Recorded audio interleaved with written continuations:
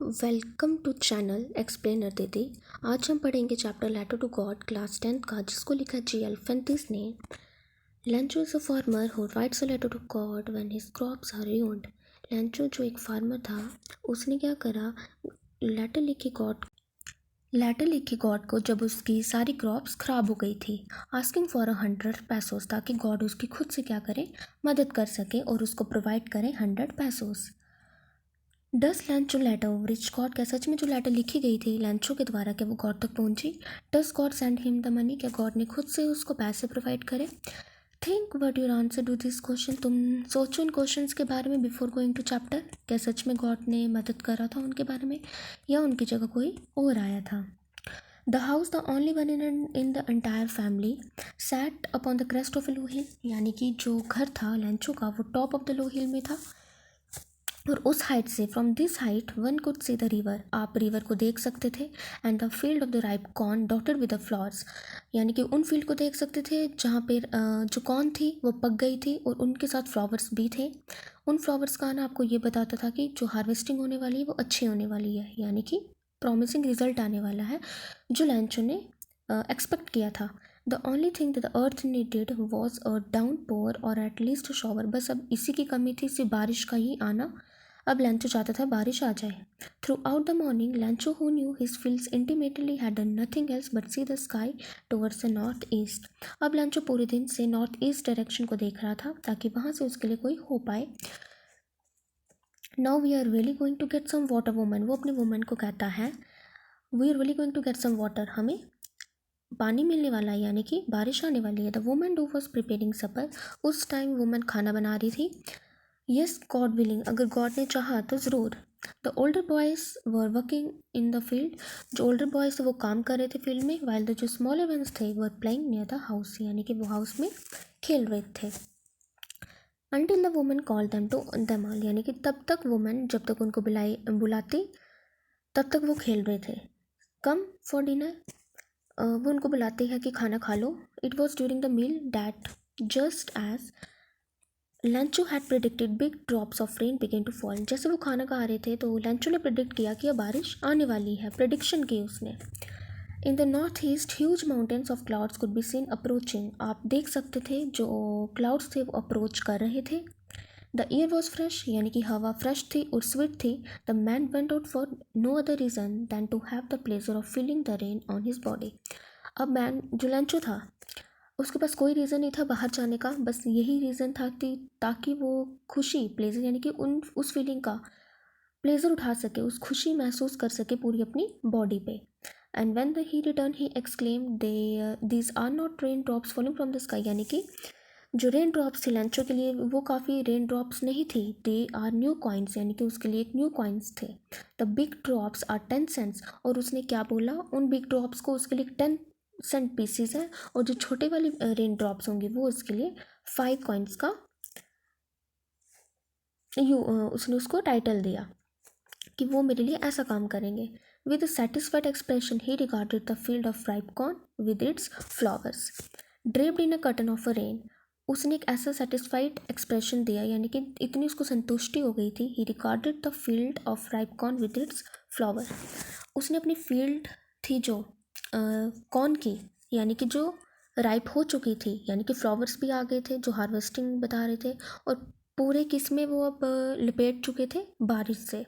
But suddenly in a strong wind began to blow and along with the rain very large hail storms began to fall, यानी कि बारिश तो पड़ी पर साथ साथ में और कौन आ गया, स्ट्रॉन्ग विंड आई जो ब्लो यानी कि बहने लगी, along with the rain very large hail stones भी आने लगे, बिगेन टू फॉल, यानी कि अब बारिश के साथ साथ अब किसका आना, यानी कि जो लंच नहीं चाहता था वो भी आने वाला था।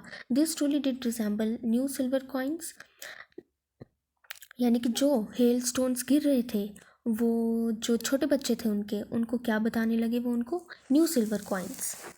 The boys exposing themselves to the rain ran out to collect the frozen, ये कह के कि वो उनके लिए एक सिल्वर कॉइन्स हैं, यानी कि बेसिकली वो सिल्वर कॉइन्स नहीं थे, क्योंकि लैंचो के लिए वो एक सेंट के रूम में थे, यानी कि 10 सेंट पीसेस जो बड़े वाली रेन ड्रॉप्स थी और छोटी वाली जो 5 सेंट उसने कहा था।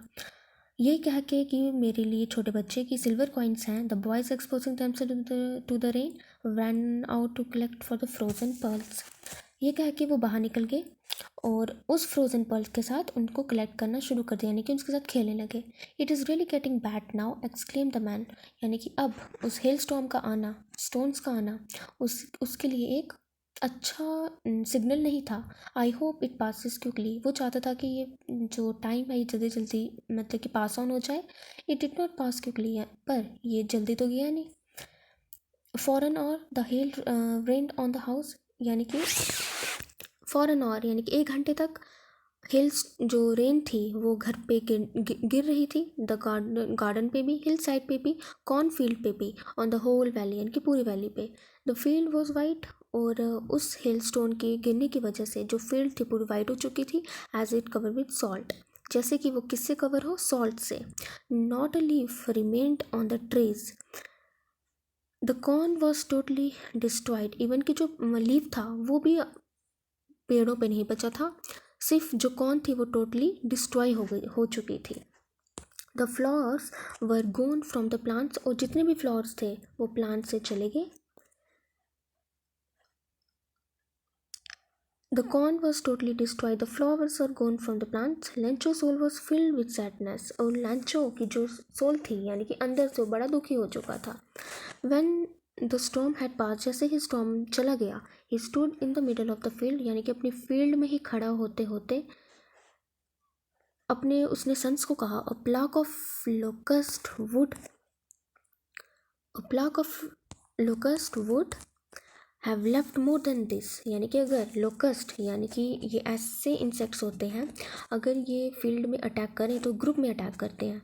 तो लेंचो कहता है अगर ये भी आते इंस्टेड ऑफ हेल से, the hail was left nothing, यानी कि लोकस्ट आते तो फिर भी अच्छा था as compare to hail. Locust फिर भी थोड़ा छोड़ लेते क्रॉप का, पर हेल ने तो कुछ ऐसा छोड़ा ही नहीं।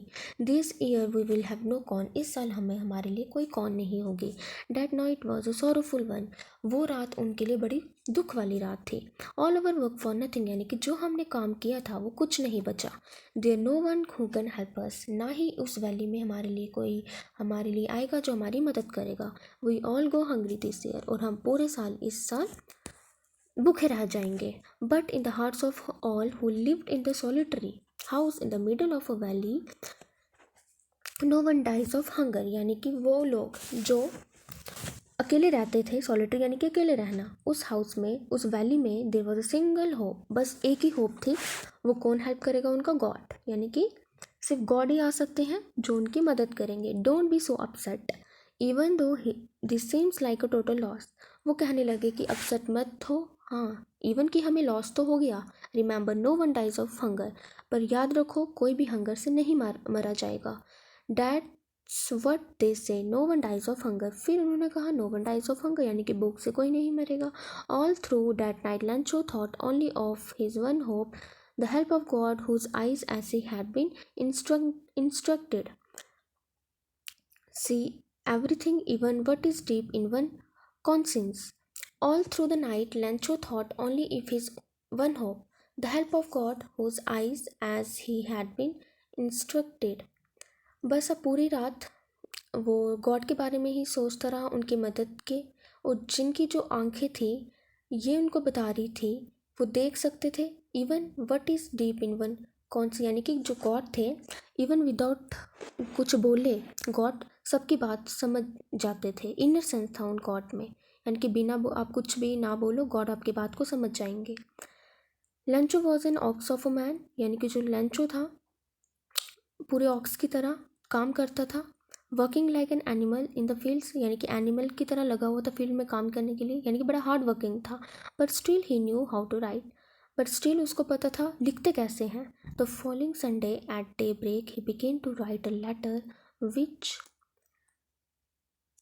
which he himself could carry to town and place in the mail. Sunday को वो क्या करा, उसने लेटर लिखी खुद से, वुड कैर टाउन तक लेके गया, and place in the mail, और खुद से उसने डाल के लाया। बस वो लेटर किसको थी, गॉड को। God he wrote if you don't help me my family and I will go hungry this year. God को वो लिखता है, अगर आपने मेरी मदद नहीं करी, my family I will go hungry this year, इस साल में मैं और मेरी पूरी फैमिली भूख से मर जाएगी। I need 100 pesos in order to sow my field again. मुझे 100 पैसोज की ज़रूरत है ताकि मैं अपनी फील्ड को दोबारा से रीग्रो कर सकूँ।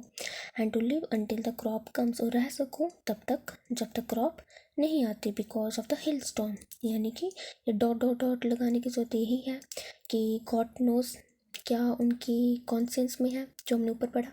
ही wrote to God on the envelope, put the letter inside and still trouble went to town. वो गॉड को लिखता है, एनवलप में डाल देता है, और लेटर को put the letter inside envelope, envelope के अंदर डालता है। Still trouble went to town, और गॉड टाउन की तरफ चला जाता है। At the post office he placed a stamp on the letter and drop into the mail box.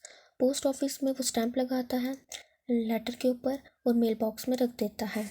One of the employees who was a postman, जो employ था who was a postman and also helped at the post office, went to his boss laughing heartedly and showed him the letter to God। यानी कि वो postman पहले तो उसको देख के हंसेगा, अपने बॉस के पास जाएगा और बड़े ज़ोरों से हंसा, और उसने गॉड को कहा, गॉड को अपने हेड को कहा कि ये देखो जो लेटर है,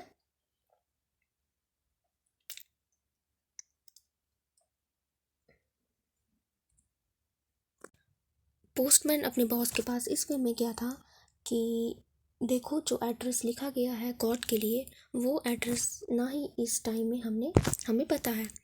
never in his career as a postman, never in his career as a postman had he known the address. ना ही पूरे करियर में उनको केवल एड्रेस पता था। The postman of fat amiable fellow, जो पोस्ट मास्टर था यानी कि जो हेड था पोस्टमैन का, जो उसको शो करवाने गया था लेटर, यानी कि वाली लेटर देखो जो किसी पर्सन ने लिखी हुई है गॉड को, यानी कि वो एड्रेस हमें तो पता ही नहीं है। Fat amiable fellow also broke out laughing, यानी कि ये सुन के पोस्ट जो हेड था वो भी हंसने लगा। But almost immediately he turn serious, पर स्लोली उसका जो एक्सप्रेशन था वो चेंज हो गया और वो सीरियस मोड में आ गया। And tapping the later on the desk, यानी कि उसने टैप करा उस लेटर को डेस्क में, कमेंटेड व्हाट फेथ, यानी कि उसका विश्वास ही इतना ज़्यादा है। I wish I had the faith of the man, यानी कि उसी आदमी की तरह मेरे पास भी इतना फेथ होता। हु राइट दिस लेटर, जिसने ये लेटर लिखी है। Starting up corresponds with God, यानी कि मैं भी गॉड के साथ इतना फेथ रखता। So in order not to shake the writer faith in god, यानी कि जो फेथ था लंचों का वो गॉड पे नहीं उतरे, यानी कि उनका विश्वास नहीं चला जाए। तो post master came up with an idea, post master ने खुद से एक आइडिया सोचा, क्यों ना मैं उसकी खुद से मदद करूं। आंसर द लेटर, उसने लेटर को आंसर भी करा, but when he open it it was evident that the answer it he needed something more than goodwill ink and paper, यानी कि जो उसने लेटर को खोल के देखा, वो जैसे उसने ओपन किया ये दिख रहा था कि ही needed something more than goodwill, क्या चाहिए था, इंक और पेपर से भी ज़्यादा उसको कुछ और भी चाहिए था। But the stuck to his resolution, he asked for money from his employees, तो उसकी मदद करने के लिए उसने अपने एम्प्लॉय से पैसे मांगे। ही हिमसेल्फ के पार्ट ऑफ हिज सैलरी, तो यानी कि उस पोस्ट मास्टर ने खुद से भी अपनी सैलरी प्रोवाइड करी। And several friend of his were obliged to give something for an act of charity, तो वो खुश थे, यानी कि चैरिटी के तौर पे हम उस पर्सन की मदद करें और उसका जो फेथ होगा गॉड पे वो भी बना रहेगा। It was impossible for him to gather the 100 pesos, पर फिर उसके लिए जो 100 पैसोस लैंचो ने मांगे थे वो तो इम्पॉसिबल था कलेक्ट करना हेड मास्टर के लिए। So he was able to send the farmer only little more than half, यानी कि आधे से ज़्यादा ही उसने उसको दे पाई, यानी कि 70 पैसोस दिए होंगे। He put the money in an envelope address to Lencho and with it a letter containing only single word as a signature god, उन्होंने वो मनी जो थी उस एनवेलप में लैंचो को दे दी, यानी कि पूरा पैक कर दिया उसको। लेटर जो थी लंचों के लिए, बस उसमें एक ही वर्ड था गॉड, उस गॉड का सिग्नेचर उस लेटर में था। The following Sunday Lencho came a bit earlier, Lencho जल्दी आ गया संडे को।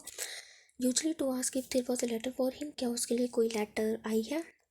It was the postman himself who handed the letter, तो पोस्टमैन ने खुद से उसको एक लेटर प्रोवाइड करी, हैंड करी उस लेटर उसको well the postmaster experiencing the contentment of a man who has performed a good deed looked on from his office, यानी कि जो पोस्ट मास्टर ने उसकी मदद करी थी वो उसको देख रहा था अपनी ऑफिस से। लंचो showed not the slightest surprise on seeing the money, तो लंचो को यानी कि सरप्राइज था ही नहीं उस मनी को देख के, यानी कि उसका फुल फेथ था गॉड पे। सच वॉज इज कॉन्फिडेंस, यानी कि उसका क्या था, confidence. But he became angry when he counted the money, पर वो तो गुस्सा हो गया जब उसने मनी को काउंट किया। God could not have made a mistake, God तो मिस्टेक कर ही नहीं सकते काउंटिंग में, ये उसका बोलना था। Not could he have denied लैंचो that he had requested, और ना ही वो लैंचो को मना कर सकते थे जो उसने रिक्वेस्ट करा था। Immediately Lencho went up to the window to ask for paper and ink, Lencho चला गया विंडो के पास और उसने डिमांड करी मुझे पेपर और इंक दो। On the public writing table, यानी कि एक टेबल होता है जहाँ पे पब्लिक लेटर लिख सकती है। He started to write with much wrinkling of his brow, यानी कि वो गुस्से में था। Caused by the effort he had to make to express his ideas, वो अपने राइट डाउन कर दिए उसने ideas. When he finished he went to the window to buy a stamp, चला गया वो स्टैम्प खरीदने। विच ही लिक्ड, यानी कि जो उसने अपने थूक लगा के उसको चिपकाया हुआ था। And then affixed to the envelope with a blow of his fist, यानी कि उसने प्रेस किया ज़ोर से ताकि वो चिपक जाए। The moment the letter fell into the mail box and the postmaster went to open it, जैसे उसने मेल बॉक्स में डाला तो पोस्ट मास्टर चले गए उनको खोलने के लिए। It said got of the money that I asked for only 70 pesos, got reached me, जो मैंने मनी मांगी थी 100, उसमें से मुझे सिर्फ 70 पैसोस ही पहुंचे हैं। सेंड मी द रेस्ट, बाकी भी मुझे दे दो। Since I need it very much, मुझे बड़ी ज़्यादा ज़रूरत है। But don't send it to me through the mail because the post office employees are a bunch of crooks. Lencho कहता है उनको मत सेंड करना, किनको, पोस्ट ऑफिस में मत सेंड करना क्योंकि यहाँ पे क्रूक्स बैठे हैं जो मेरा पैसा ले लेंगे, आप डायरेक्टली मुझे ही सेंड करना। ये चैप्टर ख़त्म होता है। आई होप आपको अच्छा लगा होगा। प्लीज़ लाइक शेयर और सब्सक्राइब कर देना। Okay, thank you.